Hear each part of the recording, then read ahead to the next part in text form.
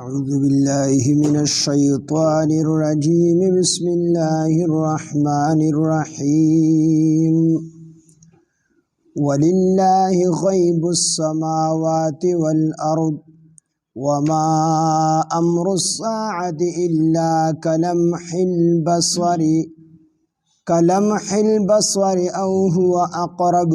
إن الله على كل شيء قدير والله أخرجكم من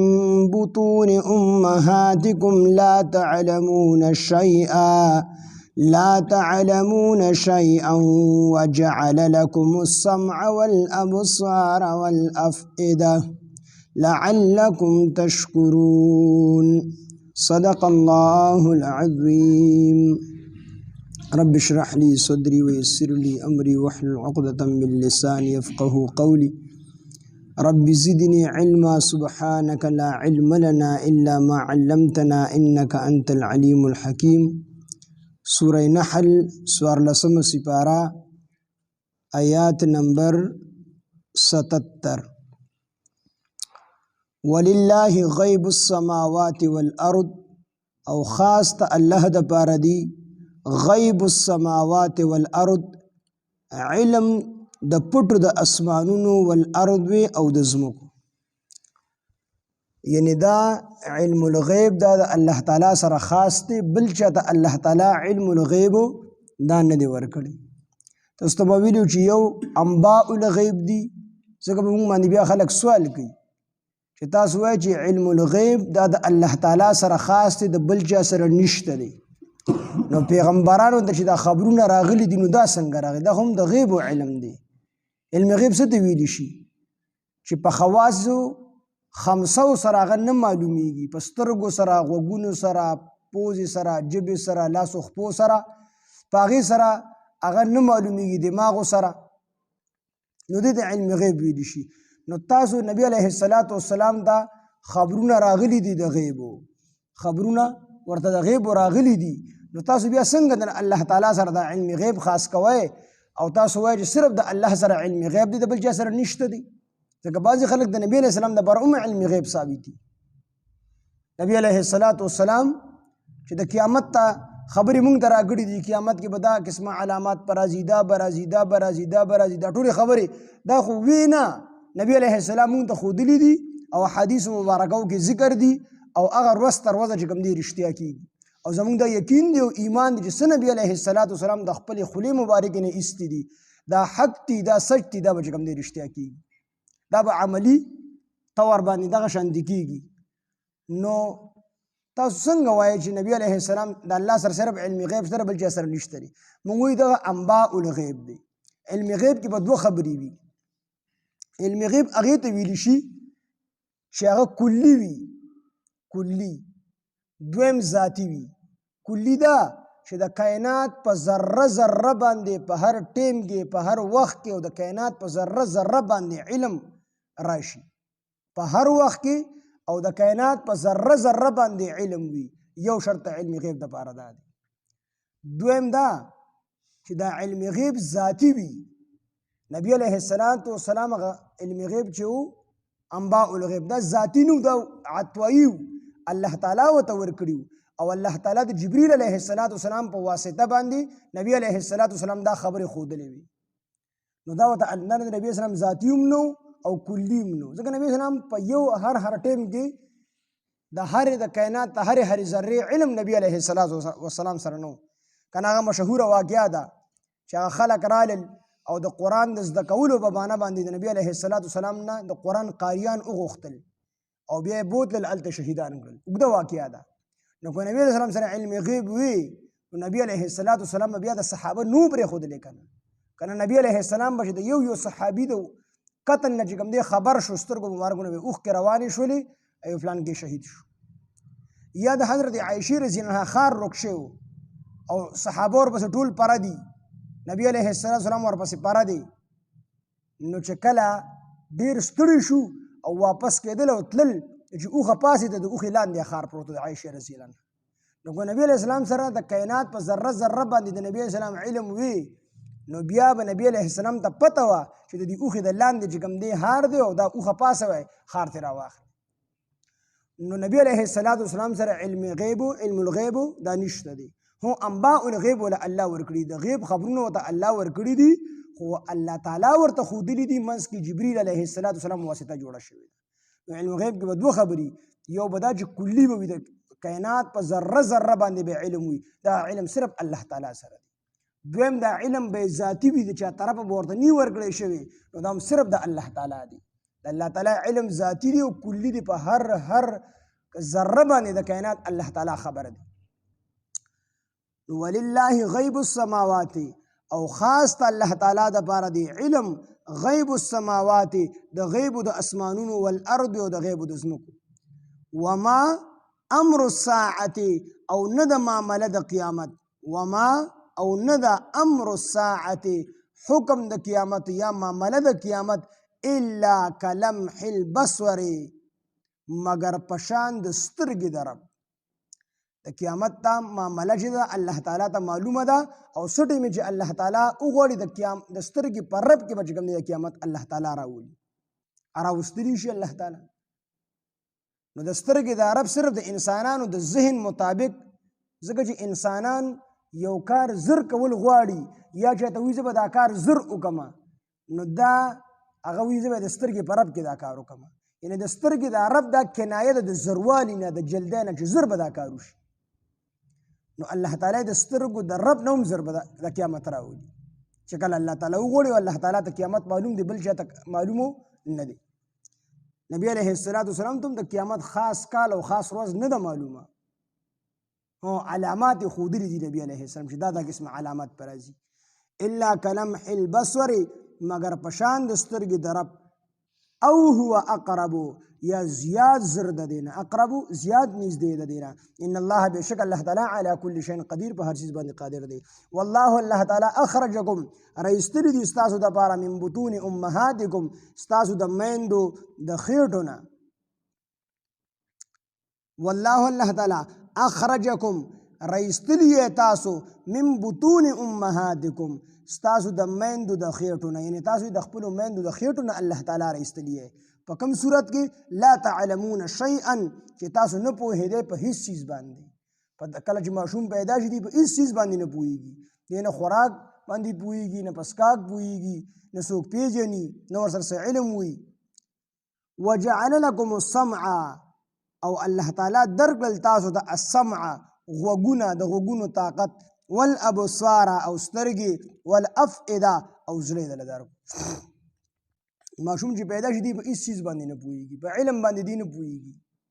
دی علم نه زده کوي، نه په علم زده کولو باندې پوهېږي. هو یو خاص قسم علم الله تعالی دته بغیر د واسطې نه ورکړي، چې په هغې سره د ټول ضروریات پوره کېږي. یعنې دته ضروري علم الله تعالی په دغه ټیم کې بغیر د واسطې نه ورکړي، نه مور پکې واسطه وي، نه پکې استاد واسطه وي د علم کې، یعنې ډایرکټ ورته الله تعالی دا علم ورکړي. او هغه علم د څه دی؟ هغه د جړا دی. بس د ماشوم د جړا ورکړي، نو بس دی چې جاړي وږي کېږي، دی جاړي، مور یې رامنډه کړي، مور یې پوه شي دا وږی دی، مور یې موړ کړي. د په غوږ باندې دړي دی په جړا شي، نو چې دی په جړا شي مور یې رامنډه کړي، یاره په غوږ باندې دړ دی، غوږ کې ورته ټک وغیره ور واچي، خېټه باندې دړ دی، نو بس په جړا باندې ټول ضروریات پوره کېږي. دا علم ورته الله تعالی ورکړي. دویم علم ورته الله دا ورکړي چې د خوراک چل ورته وښي، چې ته د مور د وجود نه به دا پی څنګه اخلي، نو په اورو په خوله وخلو سره به دا پی ته اخلي، نو دا چل ورته الله وښي. ته خو په دغه ټایم کې په کالج، یونیورسټۍ، مدرسه کې سبق نه دی ویلي، خو دا چل ورته الله تعالی ور وښایي. نو دا دوه قسمه علمونه، یو دا د جړا دا علم ولا الله ورکړي چې بس د څه ضرورت پیښیږي دی جاړي او د ضرورت په الله تعالی پوره کوي. او دویمو د خوراک د کولو چل، یعنی د مور د پیو د رودلو چل ورته الله تعالی وښایي. نو دا بچی د غوا انسان کې خو بیا هم څه نه څه عقل شته که نه، اگر چې په دغه ټایم کې خو دی بې عقله دی، خو کم سے کم عقول خو دی الله ول عقل ورکړی دی که نه. څاروي دا بچی چې پیدا شي، زه ته لکۍ ته پرېږده که نه، زه د لکۍ ورې وي، لکۍ نه وي، دقه دي ته الله تعالی دته په دې زړه کې او په دې دماغو کې دا علم ور اچولی دی چې ستا دپاره خوراک چې کوم دی د مور د غولانس د تو په دې تو کې دي، ستا دپاره خوراک دا په دې تو کې دي. نو دې دک کتي ته ځان وررسي تېروي او بیا د رودو غچلو ته هم الله تعالی خولی دي. نو الله فرمایي چې لا تعلمون شیئا، ته په دغه ټیم کې په هېڅ څیز باندې نه پوهېدې. ته چې د مور د خېټې نه پیدا شي په هېڅ څیز باندې نه پوهېدې. دا علم درله ما درکړو، جړا مې دله درکړه، د خوراک چل مې درته وښودو. او وجعل لکم السمع، او الله تعالی وګرځول لکم ستاسو دپاره السمع غوږونه، والابصار او سترګې، والافئده او زړه. نو د دې نه وروستو ته الله تعالی چې د انسان سوره لویږي د سوره ضرورت لومبي کې د صرف دغه پفیو باندې ضرورت پوره کیږي، نو د هغې مناسب عقل ولا الله ورکړي وي. او چې کله د سوره په بره باندې دی لویږي ضروریات یې سیوا کېږي، دوره ورته الله تعالی عقل زیات ورکوي، عقل ورته زیات ورکوي. بیا ورته قسم قسم د خوراکونو چل الله تعالی وښیي چې کله د پیو دا نعمت ته الله تعالی واخلي. وجعل لکم السمع، الله تعالی وی او درکړل مونږ تاسو، الله تعالی درکړي دي ستاسو دپاره السمع غوږونه ورله ورکي، والابصار سترګې وله ورکي، والافئده او زړه وله ورکي. یعنې د غوږونو ځکه دا علم چې دی علم دا ړومبې چې کوم دی په اورېدو سره حاصلېږي. دی یو څیز واوري، چې کله څیز واوري که نه د هغې نه وروسته دی په سوچ په هغه څیز باندې کوي چې دا څه څیز دی. نو ړومبې اورېدل دا راغلي دي، ویل یې پکې ذکر نه کړل. اورېدلي ووې، لیدلي ووې او سوچ یې ووې. خو ویل وي ځکه دا ویل چې دي که نه نو وي دا د اظهار د علم ذریعه ده، د علم اظهار به پې کوي، خو علم په ویلو سره نشي حاصلولی، په اورېدو سره به یې حاصلوي. او امام قرطبي رحمه الله لیکلي دي چې په دې السمع کې چې کوم دی ضمنن ویل هم رالل، په السمع کې ضمنن ویل هم رالل چې د واورېده د بیا دا خبرې وکړه په دې خوله باندې که نه دغه علم یې دوهره وکړو که نه نو دا پکې هم رالل. او د ټولو نه ړومبې څیز اورېدل دي، ځکه چې اورېدل وي ویل به راځي، خو اورېدل نه وي بیا ویل هم نه راځي. لکه دا چاړه چې چاړه نو دې پیدایشي چاړه نه دې کوني، نو دې خبرې وانه وري زده یې نه کي، نو چې زده یې نه کي نو بیا د ژبه روغه وي، ښه زمونږ ستاسو په شان د ژبه وي خو خبرې نشي کولی. ولې د خبرې زده کړې نه وي، د خبرې اورېدلې نه وي، چې اورېدلې نه وي نو زده کړې نه وي، چې زده کړې نه وي نو بیا په ژبه باندې هغه خبرې کولی نشي. نو ړومبې د علم د راتلو ذریعه الله تعالی غوږ ذکر کړل، اورېدل، والابصار او سترګې، والافئده او زړه. الله وی دا څیزونه دا د علم ذریعې دي، سترګې شو، غوږونه شو، زړه شو، دماغ شو، دا ټول د علم ذریعې دي، په دې سره انسان ته علم راځي. لعلکم تشکرون دپاره دی چې تاسو شکر وباسئ. دا هر څه مې دې دپاره درکړل چې تاسو شکر وباسئ. سوچ وکړئ په زړه سره. الم یرو، آیا دوی نه دي کتلي الی الطیر، د مرغو ته، مرغانو ته، مسخرات چې د حکم پابند دي، فی جو السماء په فضا د اسمان کې، ما یمسکهن نو دوی نه دي ټینګ کړي، نه دي ټینګ کړي دوی لره الا الله سوا د الله نه. یعنې دا مرغان په دې هوا کې ور الوزي دوی را پرېوځي ولې نه. نو که یو سړي وي چې د سره وزرې دي نو موږ سره خو هم لاسونه دي، موږ د لاسونه داسې روان دي شو که نه. دا د الله تعالی په حکم باندې دا مارغان په دې هوا کې ور الوزي او الله تعالی ټینګ کړي دي. دي په خپله نه دي ټینګ شوي بلکې دا چل ورته الله تعالی ښودلی دی، دا وزرې وله الله تعالی ورکړي دي. ان فی ذلک بېشکه په دې کې لآیات خامخا نهې دي لقوم د هغه قوم دپاره یؤمنون چې هغې ایمان لري. والله الله تعالی جعله ګرځولي دي لکم ستاسو دپاره من بیوتکم ستاسو د کورونو نه سکنن د اوسېدو ځایونه، او سکنن د سکون ځایونه، ښه جای سکون یې ورته لیکل دی، د سکون ځایونه. یعنې دا کور دا د سکون دپاره سبب او ذریعه ده. او دغه رنګې ښځه بیبي دا هم د سکون دپاره سبب او ذریعه ده. نو وی چې په کوم کور کې سکون نه وي که نه نو دا کور بیا کور نه دی، او چې په کومه ښځه کې سکون نه وي نو دغه ښځه بیا ښځه نه ده. دا دواړه الله تعالی د دې دواړو مقصد سکون بیان کړی دی چې ستاسو دا بیبیانې مې د دې دپاره پیدا کړي دي چې تاسو ته سکون حاصل شي، او الله تعالی وایي چې دا کورونه مې دې دپاره درکړي دي چې په دې کې تاسو سکون عمومئ. وجعلو ګرځولي دي لکم ستاسو دپاره من جلود الانعام د څاروو د څرمنو نه بیوتن کورونه تستخفونها چې تاسو سپک مومئ هغې لره یوم ظعنکم د خپل سفر پر ورځ باندې. نو د څاروو د دې دغه نه ده څرمنو نه به هغه وخت کې خلکو خیمې جوړولې په سفر باندې به روانو چې کوم ځای کې به دمه کول نو بس خیمه به یې ولګوله غونډه قافله به وه او زر زر به چې کوم دی خوراک او څښاک ځان له تیار کړو یا آرام به پکې وکړو دننه د هغې نه بس به یې بیا هغه دغه راغونډ کړه هغه خیمه به یې راغونډه کړله او اسونو او د اوښانو د پاسه به یې بار کړل بیا به روان شو. نو الله وي دغه هم یو قسم کور دی ته تاسو له ما درکړی دی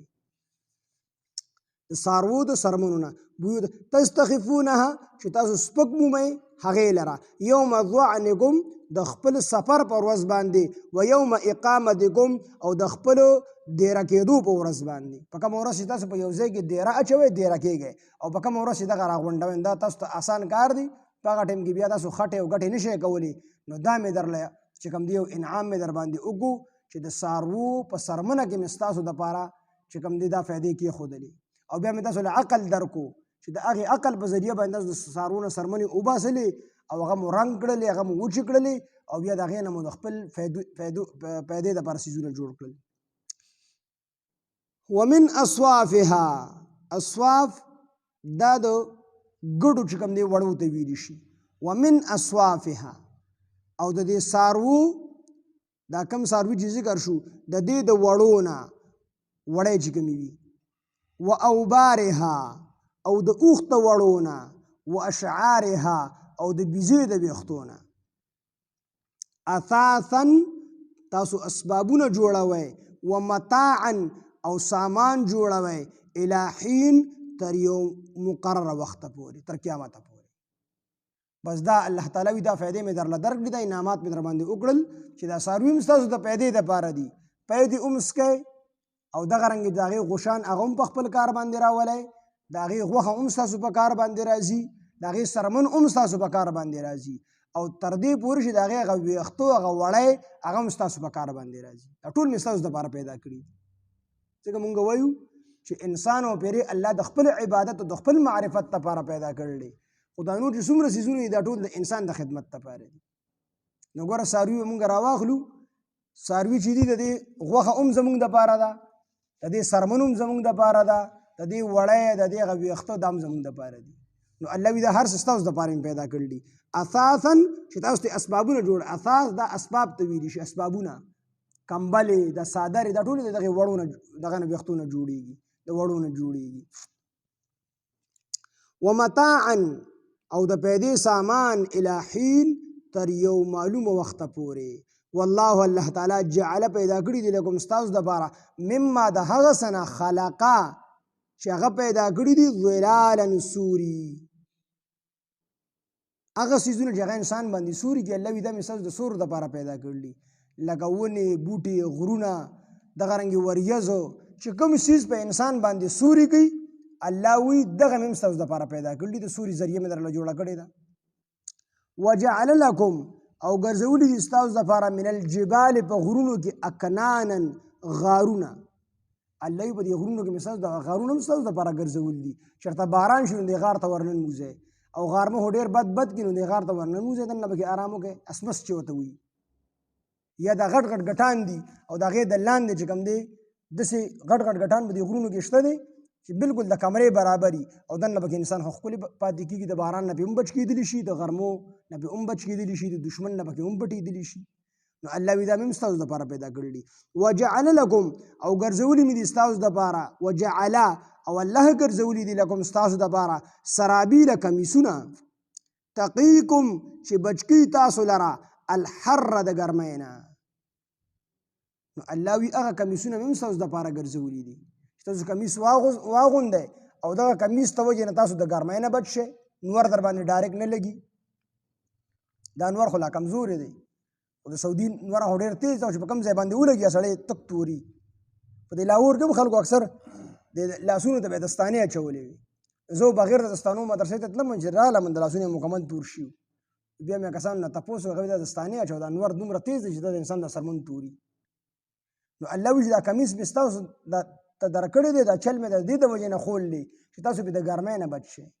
نو په کمیس باندې انسان د ګرمۍ نه هم بچ کېږي د یخنۍ نه هم بچ کېږي خو دلته کې سړزي ذکر نه کړه ځکه چې په عربو کې سړزي نه وي او که وي نو ډېره زیاته کمه وي نو د دې وجې نه ګرمي پکې ډېره وي نو الله تعالی وایي دا کمیس مې دې دپاره درکړی دی چې تاسو پرې د ګرمۍ نه بچ شئ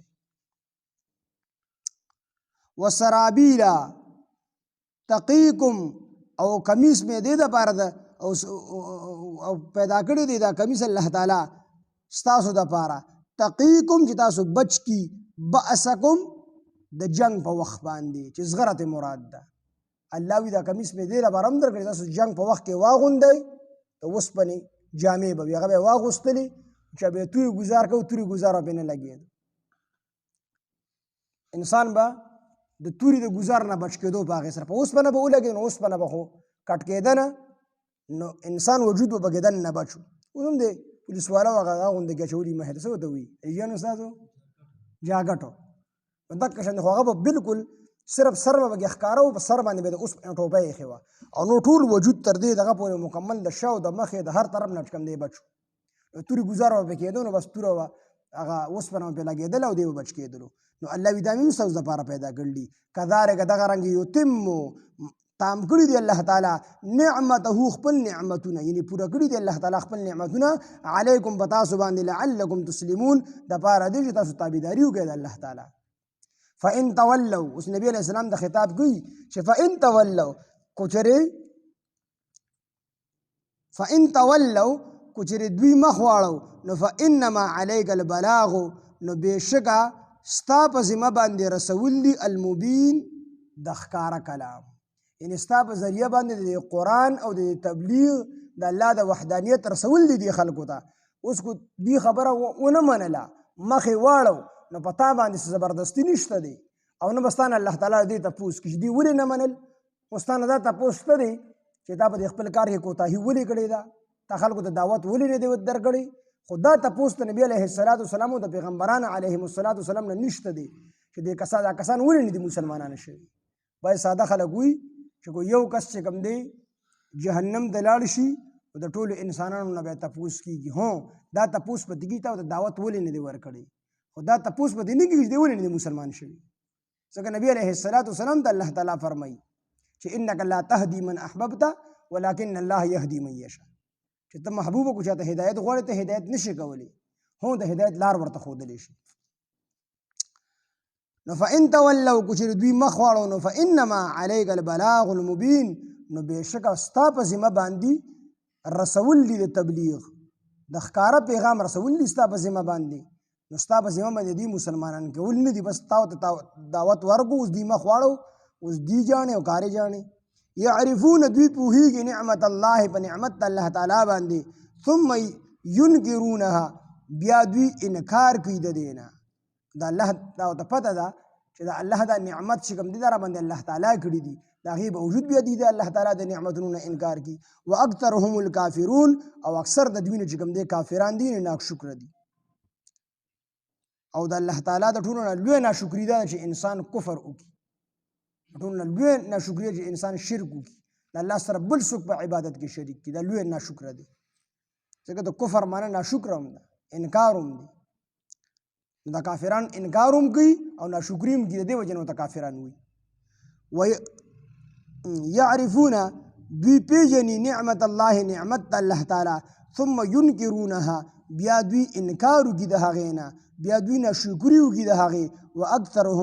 واکثرهم الکافرون او اکثر د دوی نه کافران دي ناشکره دي ولله غیب السماوات والارض خاص الله تعالی د پاره دی علم د غیب د اسمانونو او الارض او د ځمکې وما امر الساعه او نه د معامله د قیامت الا کلمح البصر مگر پشان د سترګې د رب ته او هو اقرب یا زیات نږدې ده د دینا ان الله بشک الله تعالی علی کل شیء قدیر په هر چیز باندې قادر دی والله الله تعالی اخرجکم ربستلی تاسو من بطون امهاتکم ستاسو د میندو د خېټونه لا تعلمون شیئا چې نه پوهېدی تاسو په هیڅ چیز باندې تاسو سره هیڅ قسمه علم نو وجعل لكم السمع او درکړي دي تاسو ته السمع غوږونه والابصار او سترګې والافئده او زړه د درکړي دي فؤاد زړونه درکړي دي ها افئده د فؤاد جمع ده لعلکم تشکرون د پاره دی چې تاسو شکر وباسئ الم يروا آیا دوی نه دي کتلې الی الطیر مارغانو ته مسخرات